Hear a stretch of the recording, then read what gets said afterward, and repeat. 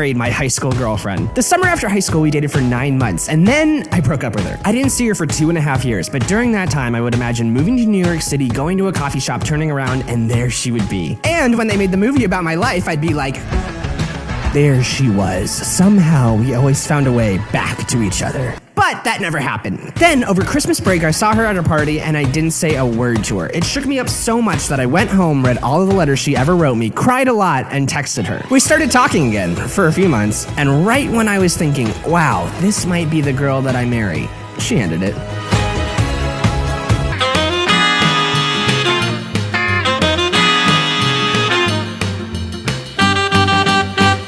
A child. No.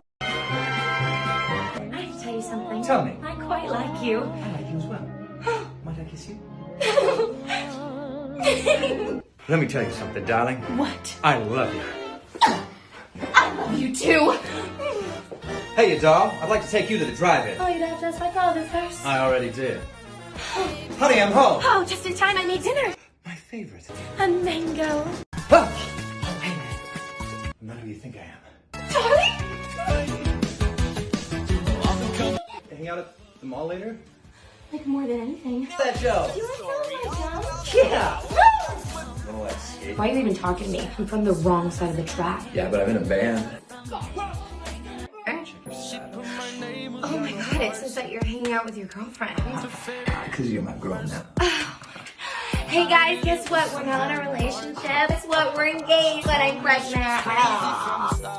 How I married my high school girlfriend. I started dating my wife in high school, and then I broke up with her, and then we got back together, and then she broke up with me. I was heartbroken. I ripped up all of her letters, unfollowed her, and got off social media. I thought I'd never see her again. Then, after a few months, when I got my Instagram back, I saw the notification. Melinda started following you. I started hanging out with her again, reluctantly. I was scared, but then on my birthday, 4 years after our first kiss, she said, we should get back together. I gave her every reason why we shouldn't date, but she still wanted to try again. Then we started dating, but this time we did it right. We committed to always being best friends no matter what happened. We got engaged, planned a wedding, and got married. I wouldn't have it any other way. And that, kids, is the story of how I met your mother.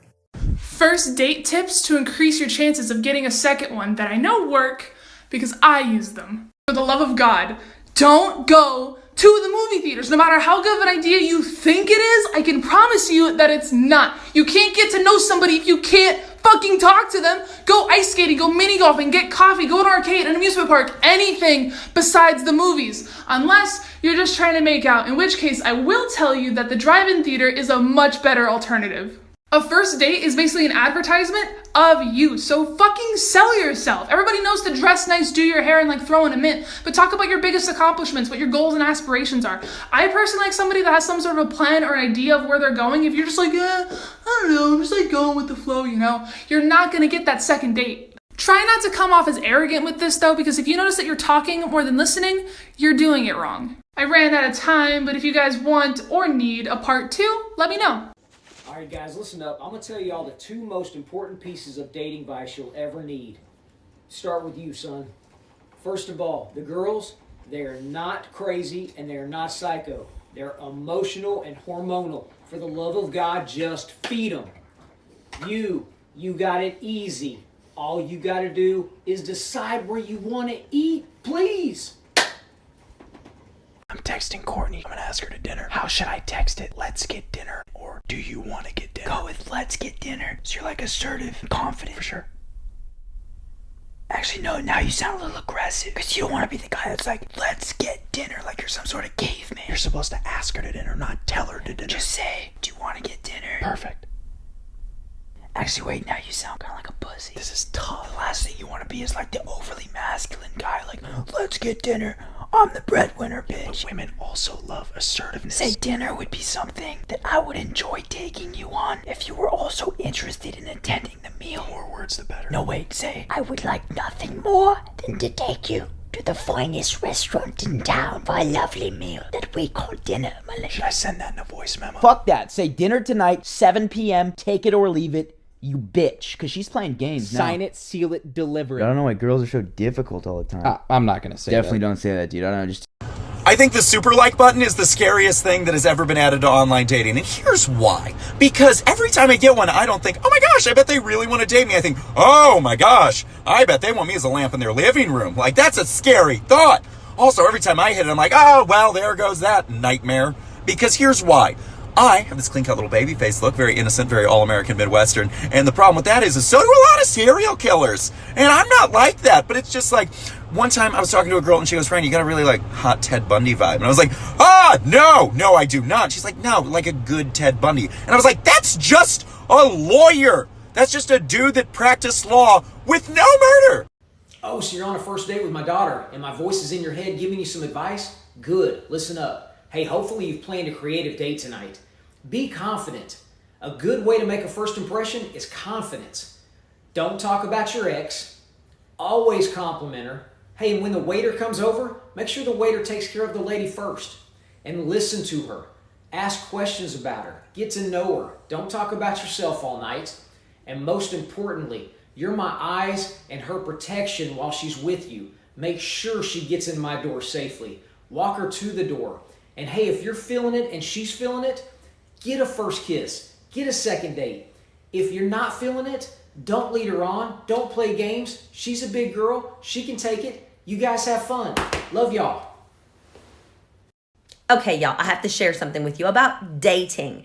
As I transitioned back into the real world, I texted my son, and we were talking about like hydroponic plants and stuff. But anyway, at the end, I was like, tell our favorite pretty blonde girl, Ava, hello. That's the girl he's dating right now. And he's like, all right, Mom, I will.